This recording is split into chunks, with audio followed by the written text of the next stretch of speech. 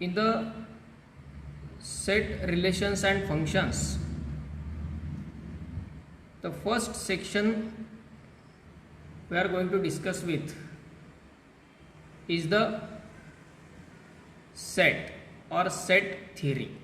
त्याला आपण set theory असं म्हणणार. हा सेक्शन पर्टिक्युलरली रिलेशन्स फंक्शनसाठी असणारा एक बेसिक सेक्शन आहे आणि ज्या सेक्शनमध्ये आपल्याला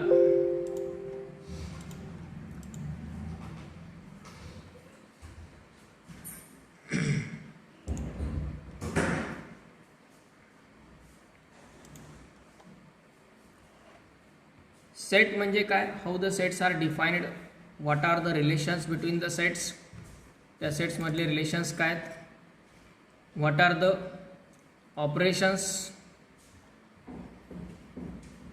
इन द सेट, या सर्व थिंग्स आपला त्यामध्ये यूज करायचे आहेत. त्यात आपण सेट डिफाईन कसा होतो हे पाहिलं. Set is the collection of well defined objects. Set is the collection of well defined objects. ज्या ऑब्जेक्ट्सला आपण प्रॉपरली डिस्क्राईब करू शकतो एखाद्या कॉमन प्रॉपर्टी किंवा कॉमन कॅरेक्टरिस्टिकनं, त्या ऑब्जेक्टचं कलेक्शन म्हणजेच set. The collection of well defined objects is called as set. In that one, the sets are represented or denoted by the capital letters. Sets are represented by capital letters.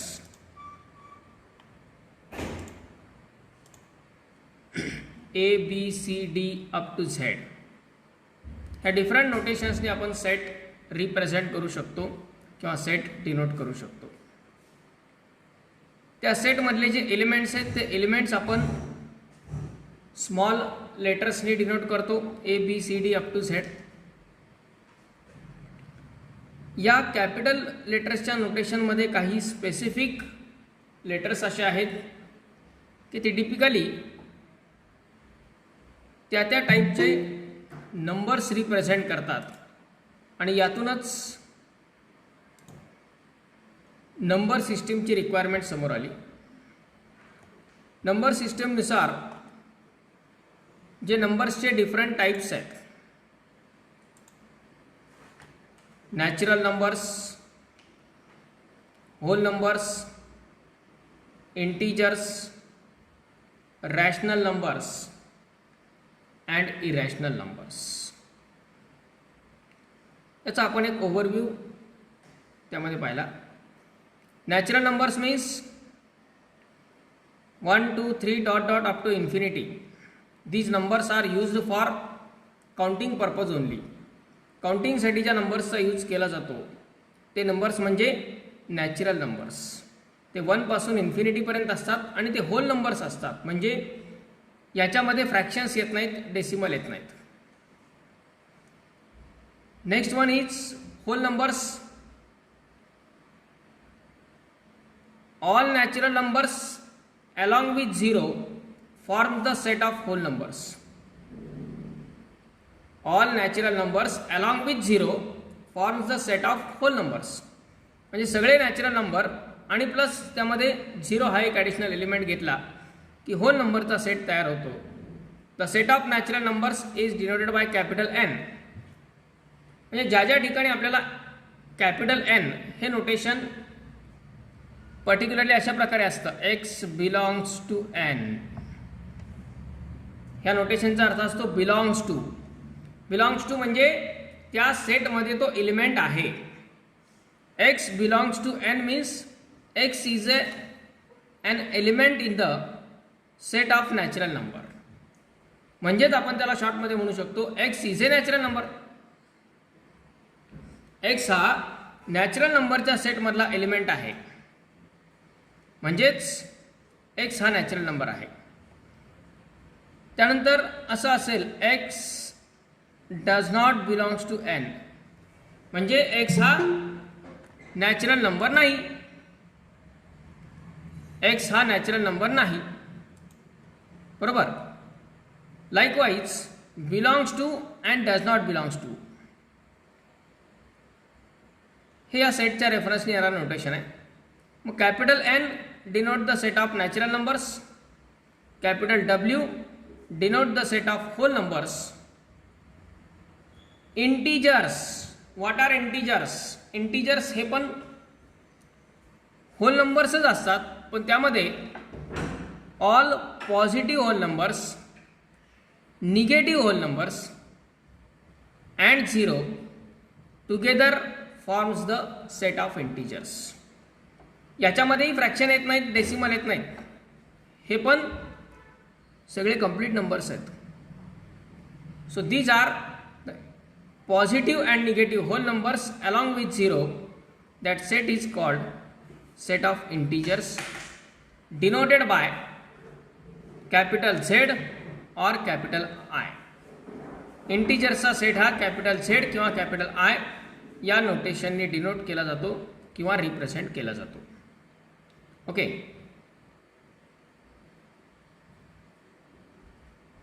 Then next is the type of set that is set of rational numbers. आता रॅशनल नंबर्सला आपण असं लिस्टच्या फॉर्ममध्ये लिहू शकत नाही. त्याला या फॉर्ममध्ये लिहिलंय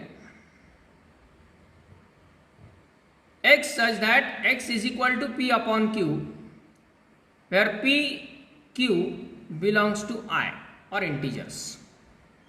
म्हणजे ज्या इंटीजर्सला आपण पी अपॉन क्यू या फॉर्ममध्ये लिहू शकतो, where q should not be 0. ज्या कुठल्या इंटीजर्सला ज्या कुठल्या नंबर्सला आपण p अपॉन q या फॉर्ममध्ये लिहू शकतो, ते सर्व नंबर्स म्हणजे रॅशनल नंबर्स. मग त्यामध्ये काही डेसिमल पण आले. इंटीजर्सचे सगळे येतात. आपण त्याचा चार्ट पाहणार आहेत की ते चार्टच्या माध्यमातून यांच्यामधले कसे रिलेशन्स आहेत, ह्या सर्व थिंग्स आपण विचारात घेणार आहेत. बेसिकली रॅशनल नंबर्स म्हणजे असे नंबर की जे पी अपॉन क्यू या फॉर्ममध्ये लिहिता येऊ शकतात. मग ह्या नॅचरल नंबरला आपण पी अपॉन क्यू या फॉर्ममध्ये लिहू शकतो. डिवाइड बाय 1 लिहिला तर 3 अपॉन 1 म्हणजे 3. त्यामुळे सगळे नॅचरल नंबर हे इंटीजर असतात, सगळे होल नंबर पण इंटीजर असतात, आणि हे सगळे इंटीजर जे आहेत ते रॅशनल असतात. त्यामुळं all natural numbers are whole numbers, all whole numbers are integers and all integers are rational numbers. त्यानंतर आपण पाहिलं type irrational number. Irrational numbers means what? The numbers which are not rational, they are called irrational. जे rational नाहीत ते irrational. Rational नाहीत म्हणजे काय? की ज्या नंबर्सला आपण पी अपॉन क्यू या फॉर्ममध्ये लिहू शकत नाही, रिप्रेझेंट करू शकत नाही. ज्या नंबर्सला आपण पी अपॉन क्यू या फॉर्ममध्ये रिप्रेझेंट करू शकत नाही, असे नंबर्स म्हणजेच irrational number. So P upon Q या फॉर्ममध्ये लिहिता न येणारे नंबर, हे नंबर्स कुठले? आपल्याला माहिती आहे √2, √3, √5 वगैरे हे सगळे इरॅशनल असतात. यांना आपण का इरॅशनल म्हणतो? पर्टिक्युलरली डेसिमल नंबर्समध्ये 3 प्रकारचे डेसिमल नंबर असतात. एक म्हणजे हा टाईप ज्याला आपण रिकरिंग डेसिमल म्हणतो. रिकरिंग डेसिमल म्हणजे काय? की डेसिमल नंबरचे जे डिजिट्स आहेत त्याच्यानंतरचे ते इन्फिनिटीपर्यंत असतात, ते एंड होत नाहीत, इन्फिनिटीपर्यंत असतात. पण एखादाच डिजिटचा ग्रुप किंवा तो 2 डिजिटचा असेल, 3 डिजिटचा असेल, 1 डिजिट असेल, 5 डिजिट असेल, व्हॉटएव्हर, डिजिट्सचा एखादा पर्टिक्युलर ग्रुप तोच पुन्हा पुन्हा येतो. त्याला रिकरिंग म्हटलं जातं. हे जे रिकरिंग डेसिमल नंबर असतात त्यांना P/Q या फॉर्ममध्ये लिहिता येतं. त्यांना P/Q या फॉर्ममध्ये कन्व्हर्ट करता येतं. आपल्या सिक्वेन्स अँड सिरीज या टॉपिकमध्ये आपण त्याची मेथड पाहणार आहेत आणि 9th स्टँडर्डमध्ये तुम्ही ऑलरेडी ही मेथड स्टडी पण केलेली आहे. त्यामुळे हे तर रॅशनल आहेत. डेसिमल नंबरचा दुसरा टाईप की डेसिमलच्या नंतर फायनाईट डिजिट्स असतात. फायनाईट डिजिट जर असतील तर त्याला आपण P/Q या फॉर्ममध्ये लिहू शकतो. त्यामुळे हे पण रॅशनल असतात. पण असे काही डेसिमल नंबर असतात जे नॉन रिकरिंग आणि नॉन टर्मिनेटिंग असतात. नॉन रिकरिंग आणि नॉन टर्मिनेटिंग असतात. म्हणजे हे संपत पण नाहीत, थांबत पण नाहीत, एंडलेस आहे अप टू इन्फिनिटी. आणि एखाद्या या डिजिटच्या नंतर पुढचं डिजिट कुठलं येणार ते पण सांगता येत नाही, कारण कुठलाच स्पेसिफिक ग्रुप त्याच्यामध्ये पुन्हा पुन्हा रिपीट होत नाहीये. याला म्हणायचं non recurring and non terminating. Terminate होत नाहीत म्हणजे एंड नाहीये, आणि रिकरिंग नाहीये म्हणजे पुन्हा पुन्हा तेच ते डिजिट येत नाहीत. या नंबर्सला म्हणायचं इरॅशनल नंबर. मग हे जे असतात √2, √3, √5, √10, √7 वगैरे, यांचे जर रूट आपण काढले तर ते असले येतात, आणि म्हणून यांना इरॅशनल नंबर्स असं म्हणतो आपण. ओके, तर हे सगळे नंबर्स एकत्रितपणे जर आपण विचारात घेतले, या सगळ्या नंबर्सला एकत्रितपणे विचारात घेतलं, that set of numbers is called as real numbers. हा सगळ्यात मोठा सेट नंबर्सचा. याच्यामध्ये सर्व नॅचरल नंबर येतात, सर्व होल नंबर्स येतात, सर्व इंटिजर्स येतात, सर्व रॅशनल येतात आणि इरॅशनल पण येतात. आता एकदा रॅशनल येतात म्हटलं की ऑलरेडी रॅशनलमध्ये इंटिजर, नॅचरल, होल नंबर्स हे सगळे आलेले असतातच. त्यामुळे रॅशनलमध्ये सगळेच येतात. आणि दुसरा आहे तो उरलेला इरॅशनलचा सेट. त्यामुळे रियल नंबरचा सेट डिफाईन करताना फक्त काय करायचं असतं, the set of all rational and irrational numbers. The set of all rational and irrational numbers is called real number set. The set of all rational and irrational numbers is called real numbers denoted by capital R. Rational नंबरचा set हा capital आरने denote केला जातो. आता आपण सगळ्या सेटचे notation पाहिले. रियल नंबरचा सेट हा कॅपिटल आरने डिनोट केला जातो, रॅशनल नंबरचा सेट हा कॅपिटल क्यूने डिनोट केला जातो, पण इरॅशनल याचा सेट लिहिताच येत नाही. हा, numbers which are not rational असं आपण लिहू शकतो. X such that x is not rational but x is real. म्हणजे एक्स हा असा नंबर आहे की तो रॅशनल आहे, तो रियल आहे पण रॅशनल नाही. रियल आहे पण रॅशनल नाही, मग उरला कोण? इरॅशनल. असं लिहिलं जातं. पण याचा सेट कधी डिफाईन किंवा डिस्क्राईब करण्याची किंवा कुठे यूज करण्याची, बिलॉंग्स टूची वगैरे गरज पडत नाही. त्यामुळे त्याला कुठलंही स्पेसिफिक नोटेशन नाही वापरलं जातं. ओके, आता हे सगळे रिलेशन्स आपण एका डिफरंट काही चार्ट्स आहेत त्या चार्ट्सच्या माध्यमातून पाहणार आहेत. ते कशा प्रकारे आहेत ते चार्ट्स लक्षात घ्या.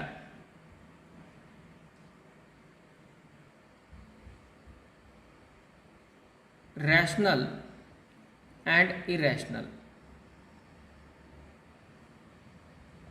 हे दोन टाईपचे नंबर्स म्हणजे रियल नंबर्स. देन आता रॅशनलमध्ये कोण कोण येतात? रॅशनलमध्ये कोण कोण येतात? That contains the whole numbers, natural number, integers and fractions not reducible to integers.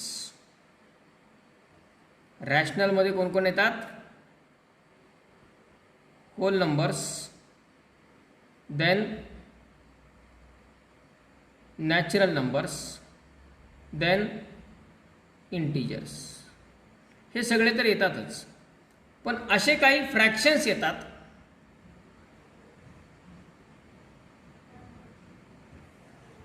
Integer सोडून वेगळे असणारे फ्रॅक्शन्स, म्हणजे फ्रॅक्शन्स नॉट रिड्युसिबल टू इंटीजर. कारण इंटीजर तर झालेच सर्व, पण असे काही फ्रॅक्शन्स पण येतात की जे इंटीजर फॉर्ममध्ये रिड्युसिबल नसतात. या प्रकारे हा ट्री आपण लक्षात घेऊ शकतो real नंबर्सचा.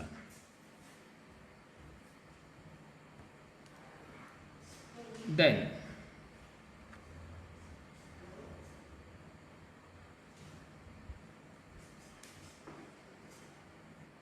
natural numbers are the set of counting numbers.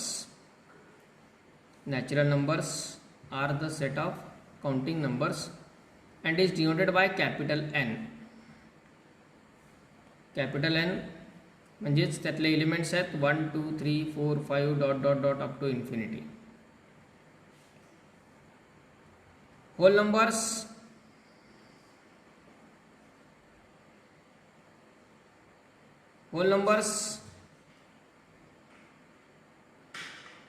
are the set of numbers that include 0.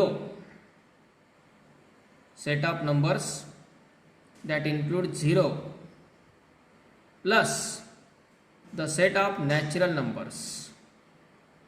0 plus set of natural numbers, and it is denoted by W. Denoted by W. 0 1 2 3 dot dot dot up to infinity.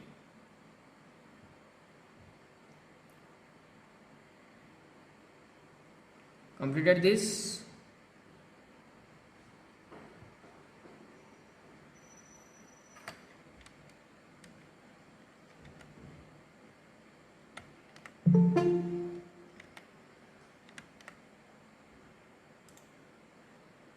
Yes.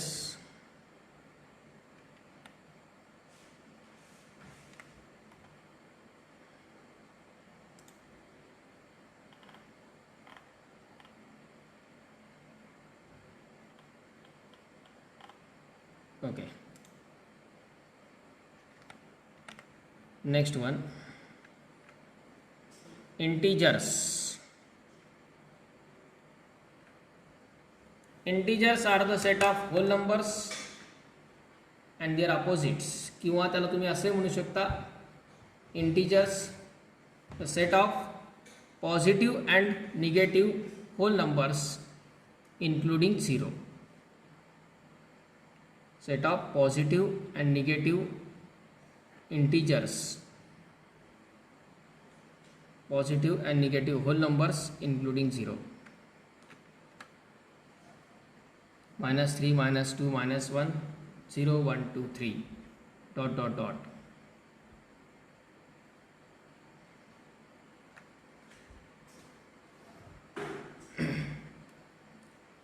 In general, positive integers are denoted by,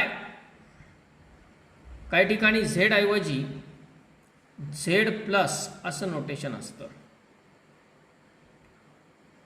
z ऐवजी z plus किंवा i plus. z plus म्हणजे positive integers, i plus म्हणजे positive integers. z minus म्हणजे negative integers किंवा i minus म्हणजे पण negative integers. हे पण डिफरंट नोटेशन्स असतात इंटिजर्स डिनोट करण्याचे.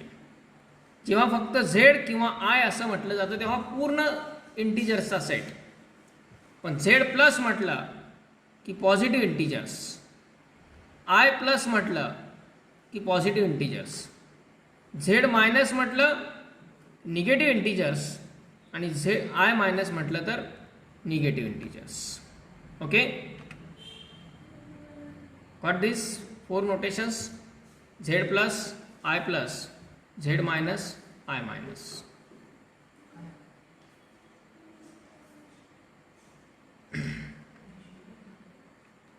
त्यानंतर see this one now. Natural numbers, whole numbers, integers. म्हणजे all natural numbers are whole numbers. सगळे नॅचरल नंबर्स हे होल नंबर्स आहेत. यामध्ये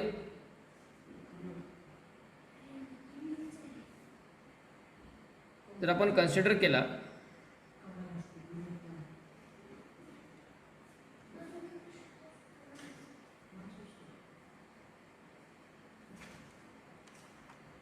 नॅचरल नंबर्सचा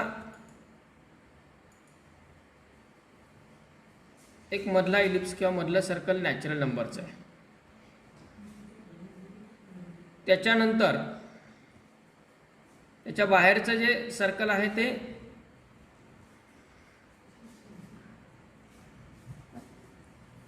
होल नंबर्स आहे.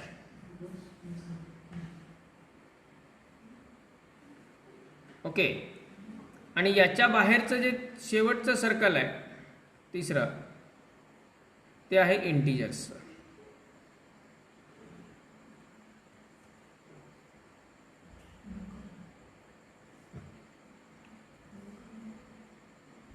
Observe this.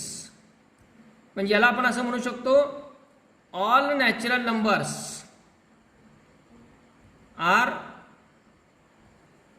whole numbers, but all whole numbers are not natural numbers.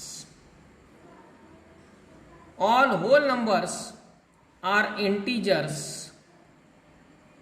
but all integers are not whole numbers. या प्रकारे या डायग्रामवरून आपण त्याला त्यांच्यामधले रिलेशन्स लक्षात ठेवू शकतो.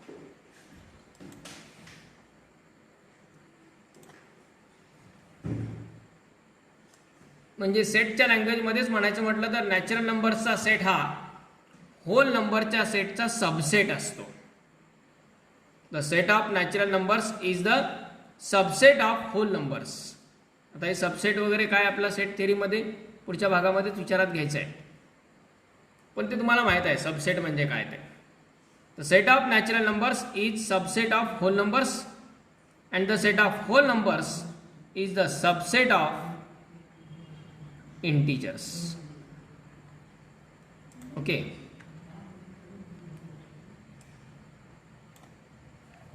natural numbers is subset of whole numbers and whole numbers is subset of integers. हे 3 टाइपचे numbers. You can take the screenshot of this diagram also किंवा ड्रॉ करून पण घेऊ शकता.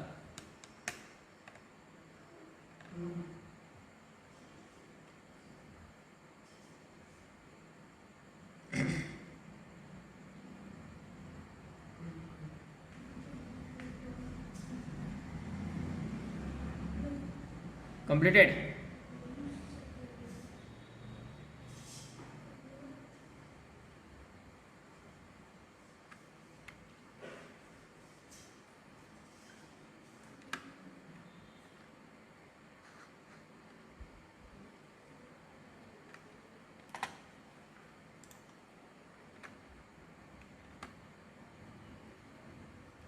Now rational numbers.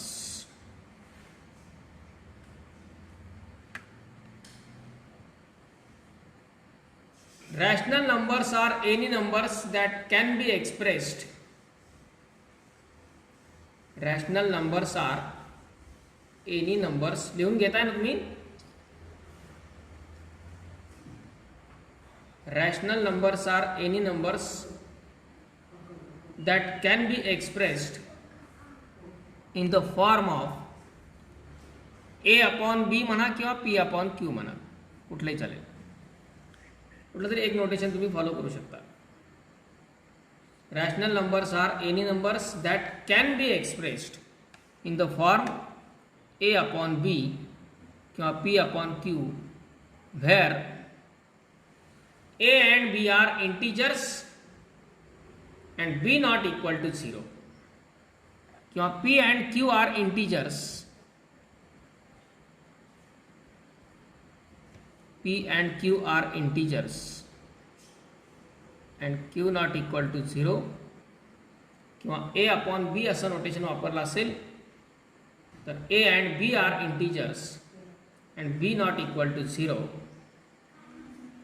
denoted by capital Q, denoted by capital Q.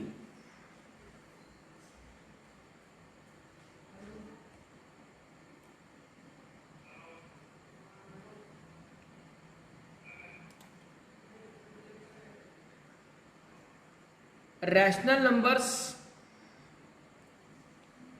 हे एक वाक्य लिहून घ्या. Rational numbers can always be expressed. Rational numbers can always be expressed by using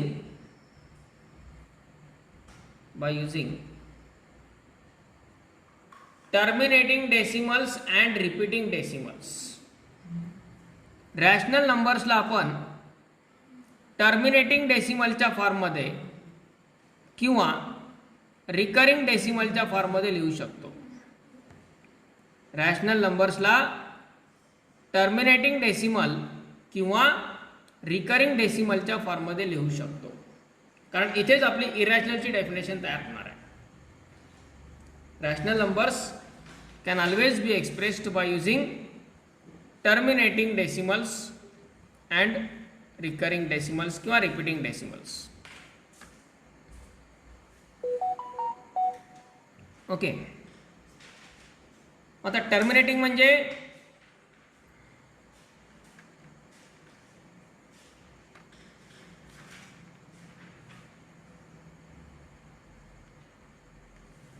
डेसिमलच्या नंतर जे डिजिट्स आहेत त्यांची संख्या फायनाईट असते. डेसिमलच्या नंतरचे जे डिजिट्स आहेत त्यांची संख्या फायनाईट असते. So terminating decimals are the decimals that contain a finite number of digits. Terminating decimals are the decimals that contain a finite number of digits. म्हणजे एक्झाम्पल या प्रकारे आपण म्हणू शकतो 36.8 एकच डिजिट आहे, किंवा 0.125, 4.5 हे सर्व जे डेसिमल्स आहेत याला म्हणायचं टर्मिनेटिंग डेसिमल.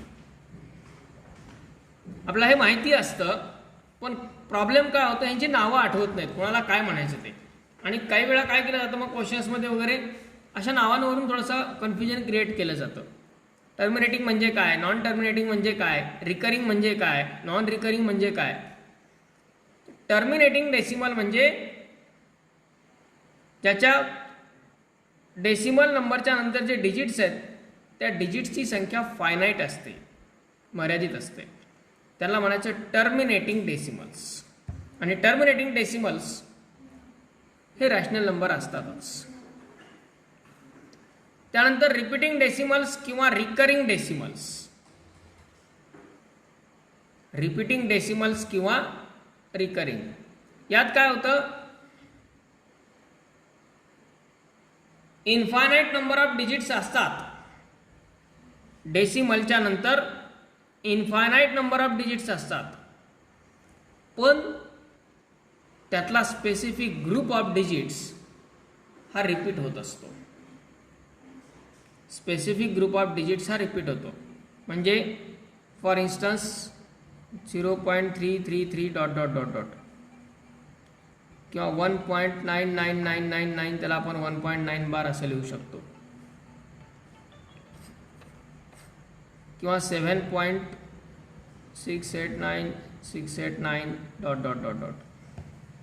एखादा डिजिट किंवा ग्रुप ऑफ डिजिट इन्फायनाईट पर्यंत रिपीट होतो, त्याला म्हटलं जातं रिकरिंग डेसिमल किंवा रिपीटिंग डेसिमल. रिकरिंग डेसिमल किंवा repeating decimal. Okay.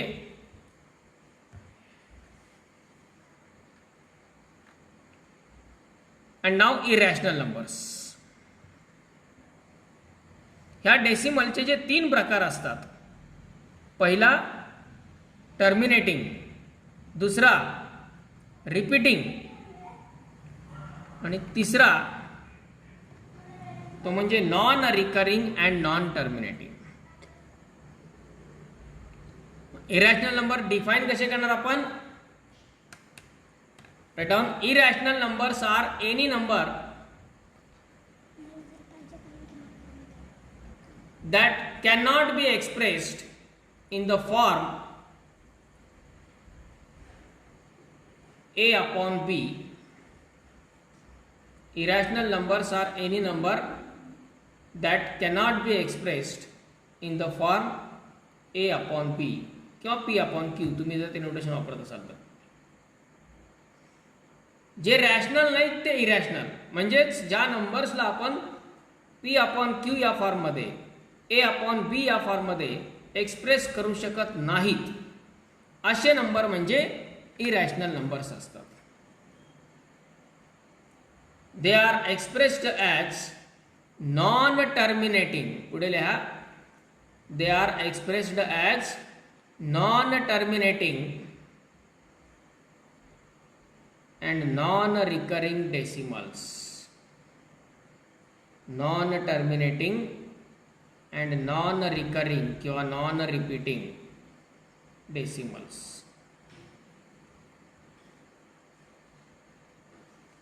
Non terminating, non recurring किंवा नॉन टर्मिनेटिंग डेसिमल्स.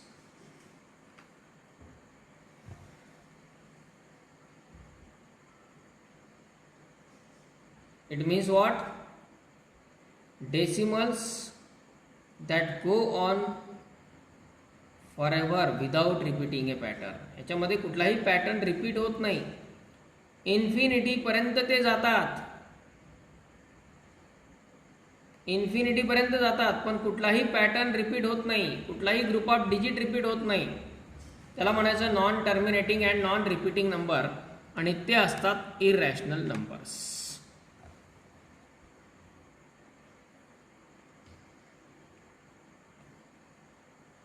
म्हणजे या प्रकारचे नंबर्स. एक्झाम्पल, आता याच्यामध्ये √2, √3, √5 हे पण इरॅशनल असतात. पाय is also irrational number.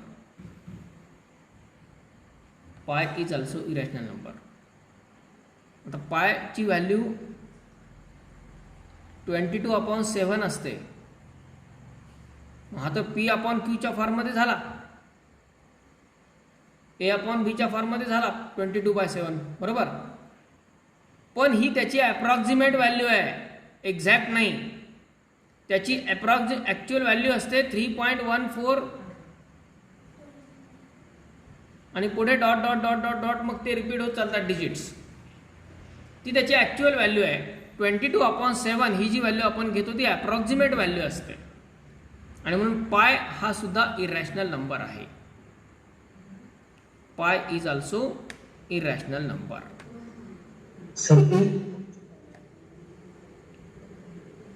Next definition लिहा. Real numbers. Real numbers, the set of all rational and irrational numbers. The set of all rational and irrational numbers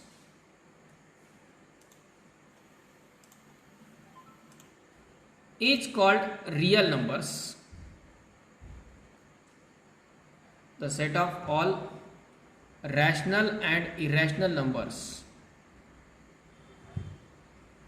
is called real numbers, denoted by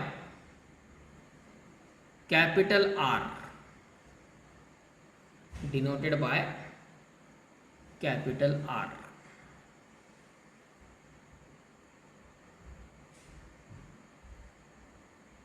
Okay? Yes, sir.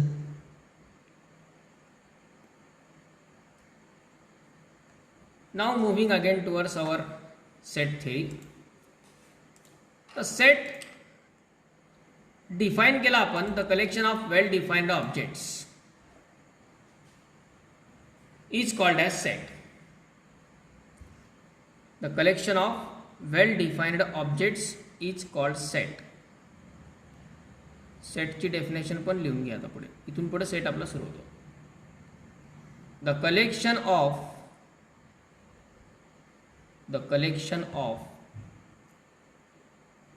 well defined objects. The collection of well defined objects is called a set. Is called a set. Next line. Sets are denoted by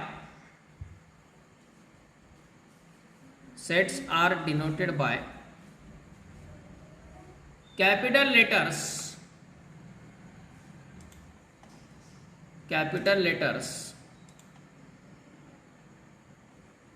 A, B, C, D dot dot dot up to Z. A, B, C, D dot dot dot up to Z.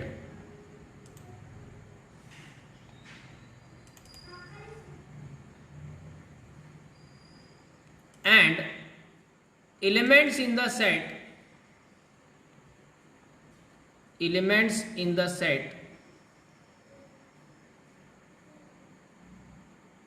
are denoted by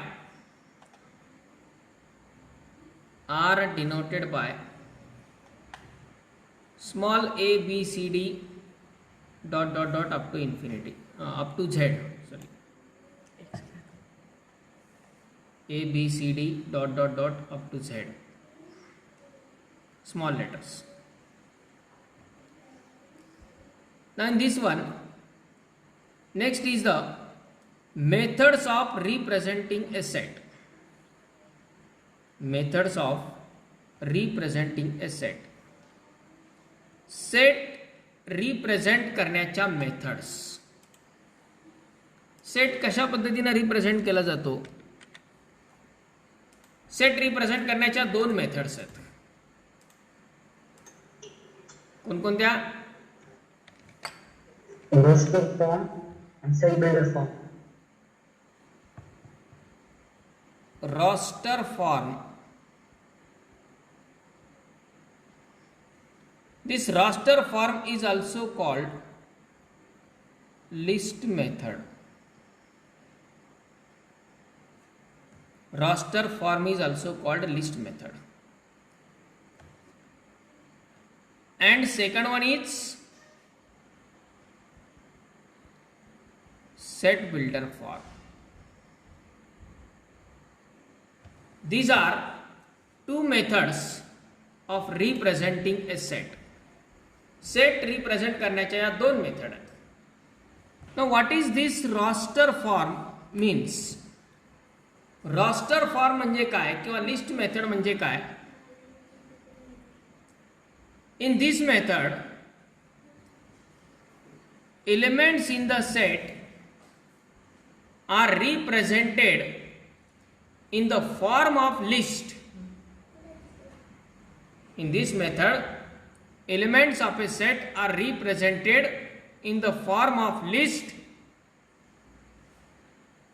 separated by comma enclosed by curly brackets. या मेथडमध्ये जे काही त्या सेटचे element आहेत त्यांना एका लिस्टच्या स्वरूपात लिहिलं जातं. जसं आपण म्हणतो नॅचरल नंबरचा सेट 1 2 3 इन्फिनिटीपर्यंत जरी असेल तरी पण त्याला एक लिस्टच्या स्वरूपात आपण लिहिलं. किंवा एखादा सेट ए असेल ज्यामध्ये एलिमेंट्स एवढेच आहेत 1 3 5 7 9 एवढेच एलिमेंट्स आहेत. इथे आपण एलिमेंटची लिस्ट तयार केली.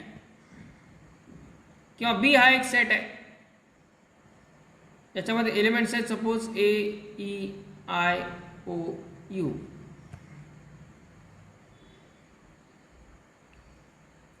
यात एलिमेंट लिहिताना एका लिस्टच्या स्वरूपात लिहिले. त्या प्रत्येक एलिमेंटला कॉमा देऊन आपण सेपरेट केलं आणि सेट हे नेहमीच कर्ली ब्रॅकेटमध्ये ते एलिमेंट एन्क्लोज केले जातात. This method of representing a set is called roster form और लिस्ट मेथड. ही मेथड सोपी आहे पण याच्यामध्ये एलिमेंट्स आपल्याला दिसतात सर्व ॲक्च्युअली.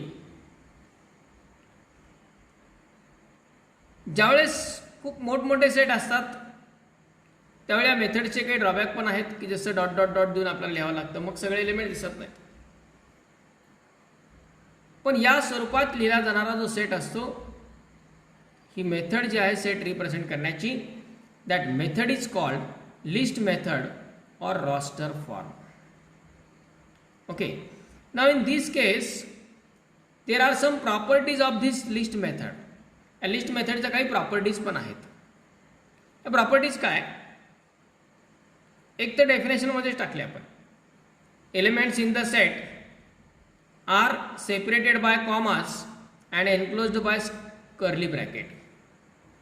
सेटमधले एलिमेंट्स हे कॉमा देऊन सेपरेट केले जातात आणि त्यांना कर्ली ब्रॅकेटमध्ये एन्क्लोज केलं जातं. आणखी काय प्रॉपर्टीज आहे त्याच्या. या सेटमध्ये हे जे एलिमेंट लिहिलेले आहेत याची ऑर्डर इम्पॉर्टंट नसते म्हणजे क्रम महत्त्वाचा नसतो. म्हणजे 1 3 5 7 9 यालाच आपण असं जरी लिहिलं 3 1 9 7 5 तरी सुद्धा हे दोन्ही सेट इक्वलच आहेत. त्यामुळे सेट मध्ये एलिमेंट लिहित असताना आपण ते कुठल्या क्रमाने लिहितो त्याला इम्पॉर्टन्स नसतो. This is the first property of this list method. List मेथडमध्ये किंवा सेट बिल्डर रॉस्टर मेथडमध्ये ज्यावेळी आपण एलिमेंट लिहितो त्यावेळी ते एलिमेंट आपण कुठल्याही क्रमाने लिहू शकतो. Order of element is not important.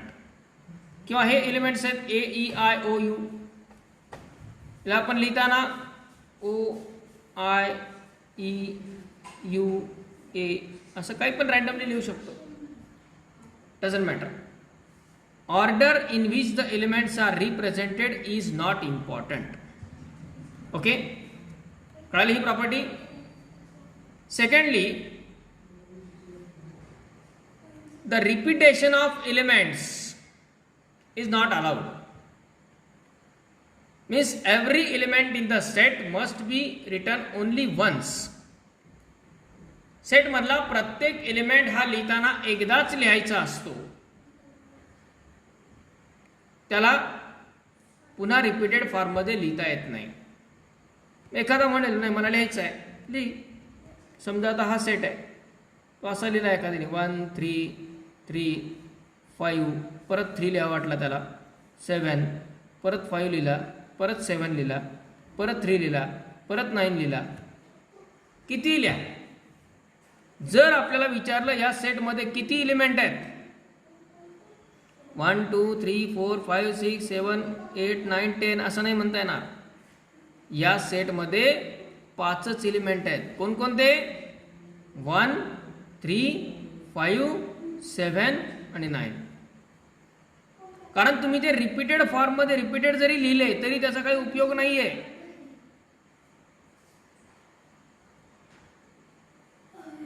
त्यामुळं या प्रकारे एलिमेंट लिहिता येत नाहीत आणि लिहिले तरी त्याचा काही इम्पॉर्टन्स नाहीये. कारण प्रत्येक एलिमेंटला एकदाच कन्सिडर करायचं असतं. Every element in the set is represented only once. प्रत्येक एलिमेंट हा एकदाच लिहायचा आहे, एकापेक्षा जास्त वेळा लिहून उपयोग नाही. ओके, या काही सिंपल कॅरेक्टरिस्टिक्स आहेत या रॉस्टर मेथड किंवा लिस्ट मेथडच्या. ओके, एलिमेंट लिहिताना कॉमा देऊन सेपरेट करायचे, कर्ली ब्रॅकेटनी एनक्लोज करायचे, कोणत्याही क्रमाने लिहिले तरी चालतात आणि रिपीटेशनचा उपयोग नाही. Repetition is not allowed.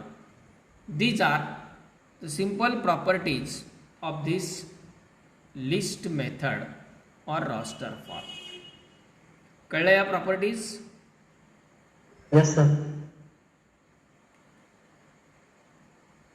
Okay. Now,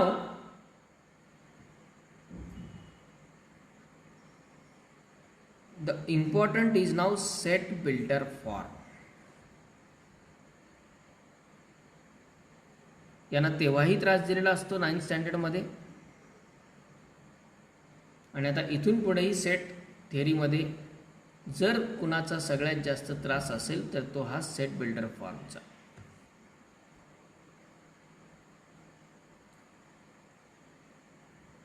हा असा फॉर्म आहे की कुठल्याही क्वेश्चनला एकदम साधा सोपा असणारा क्वेश्चन कॉम्प्लिकेटेड दिसणारा क्वेश्चन कसं बनवायचं. पहा, असणारा आणि दिसणारा फरक आहे. साध्या सोप्या असणाऱ्या क्वेश्चनला कॉम्प्लिकेटेड दिसणारा कसं बनवायचं त्याचं काम हा खूप चांगल्या प्रकारे करतो. आणि जेई सारख्या एक्झाममध्ये मेन्स असेल ॲडव्हान्स असेल क्वेश्चन्स डिफिकल्ट नसतात, ते डिफिकल्ट दिसतात आणि ते दिसण्यामध्ये त्यांची मदत करायला हा सगळ्यात पुढं असतो.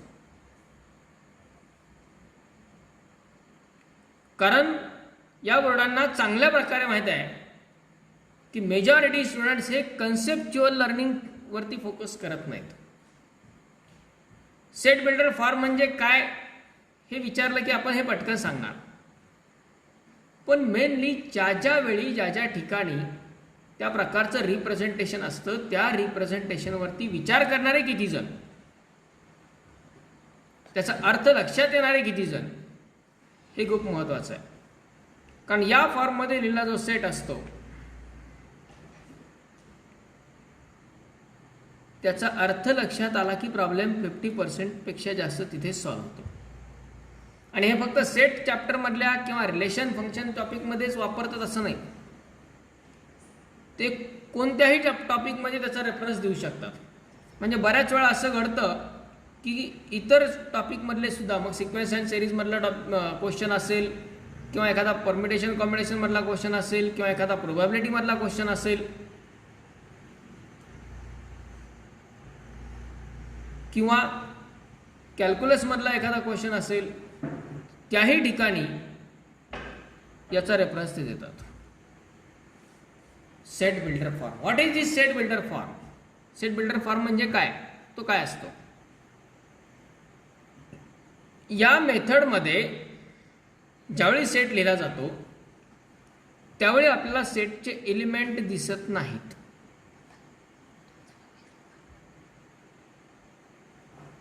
त्यात आपल्याला या सेटचे एलिमेंट दिसत नाहीत. मग काय दिसतं? तर त्या एलिमेंटची कॉमन कॅरेक्टरिस्टिक किंवा कॉमन प्रॉपर्टी दिसते. In this method, instead of representing the elements by list, they are represented by their common property. त्या सगळ्या एलिमेंटची एक कॉमन कॅरेक्टरिस्टिक असते एक कॉमन प्रॉपर्टी असते, म्हणून तर त्या कलेक्शनला आपण सेट म्हणतोय. ते जर वेल डिफाइन्ड नसतील, त्यांच्यामध्ये जर काही कॉमन कॅरेक्टरिस्टिक कुठली नसेल, काही कॉमन प्रॉपर्टी नसेल, तर आपण त्याला सेट म्हणणार नाही. त्या कॉमन प्रॉपर्टीनं सेटचे एलिमेंट रिप्रेझेंट केले जातात. त्यासाठी त्या सगळ्या एलिमेंटला रिप्रेझेंट करणारा एक व्हेरिएबल असतो. सगळ्या एलिमेंट्सला रिप्रेझेंट करणारा एक व्हेरिएबल असतो. मोस्ट ऑफ द टाइम्स तो एक्स असतो. तो बऱ्याच जणांना आवडतो, पण नेहमी एक्सच असेल असं नाही. A B C D P Q R X Y Z कुणी असू शकतात. ओके, म्हणजे समजा आता हा सेट आहे. या सेटला आपल्याला लिहायचं आहे सेट बिल्डर फॉर्ममध्ये. सांगता येऊ शकेल कोणाला कसं लिहिणार ते?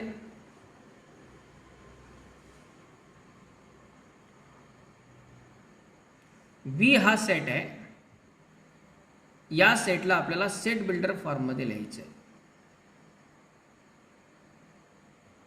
सेट बिल्डर फॉर्म म्हणजे असा, तोही कर्ली ब्रॅकेटमध्येच लिहिला जातो. त्यात ह्या सगळ्या एलिमेंट्ससाठी एक व्हेरिएबल यूज केला जातो. सपोज तो आपण एक्स घेऊ, एक्स सच दॅट. मग हे सगळेजण कोण आहेत, काय आहेत, त्यांची कॉमन प्रॉपर्टी ती त्या एक्स वरती डिफाईन करायची आहे. कोण आहेत बरं हे? Vowel of each alphabet. Vowels in English alphabet. Okay, मग काय लिहिणार पुढं? X such that. X is such that X is the vowels of each alphabet.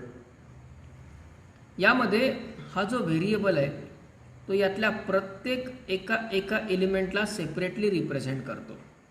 म्हणजे एक्सची व्हॅल्यू ही असू शकते, ही असू शकते, ही असू शकते, ही असू शकते किंवा ही असू शकते. त्यामुळं याला डिफाईन कसं केलं जातं? हे सगळे वोवेल्स आहेत आपल्याला माहीत आहे, पण हे सगळे वोवेल्स आहेत त्याच्यापेक्षा यातला प्रत्येक जण वोवेल आहे. दोन्हीमध्ये फरक आहे. जेव्हा आपण असं म्हणू हे सगळे वोवेल आहेत, तो झाला B. This is the B is the set of vowels in English alphabet. खूप मायनर लाईन आहे, दोन्हीच्या फरक डिफरन्स आहे आणि तिथंच मेजॉरिटीली कन्फ्युजन असतात आपले. ती लाईन सांगतो मी कशी येते. B is the set of all vowels in English alphabet असं म्हटलं की हे सगळेजण आपल्या समोर येणार. पण जेव्हा आपण त्याला सेट बिल्डर फॉर्ममध्ये लिहितोय एक्सच्या स्वरूपात, तेव्हा एक्स हा एका वेळी एका वोवेलला रिप्रेझेंट करतो आणि त्याची व्हॅल्यू या 5 पैकी कोणतीही एक असू शकते, एका वेळी कोणतीही एक. आणि त्यामुळं x such that x is A vowel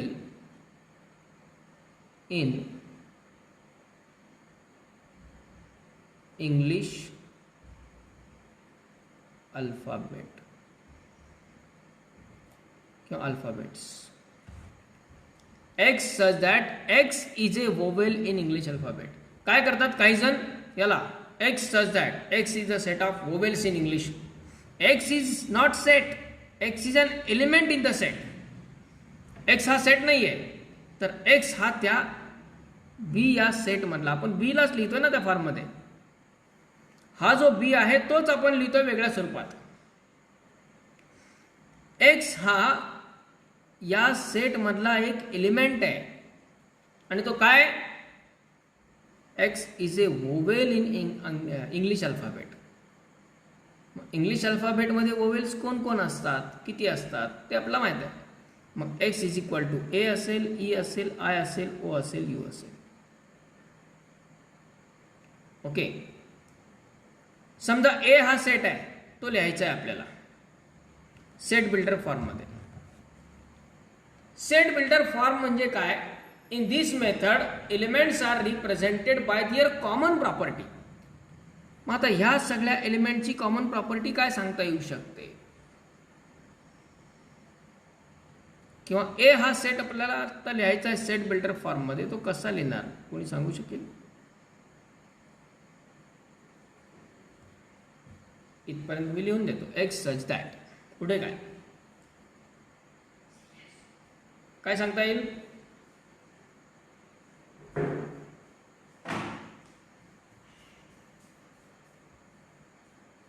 X is the odd number. X is ए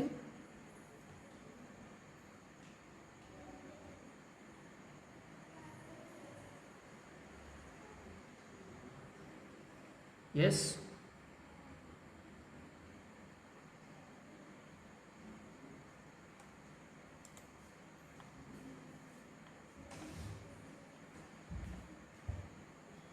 कसं लिहिणार ए या सेटला सेट बिल्डर फॉर्ममध्ये?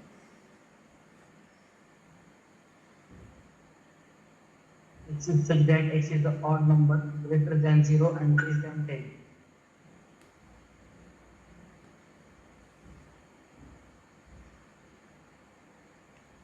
X such that X is odd number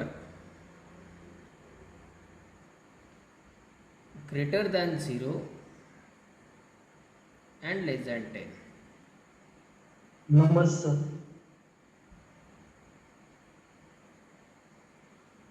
X is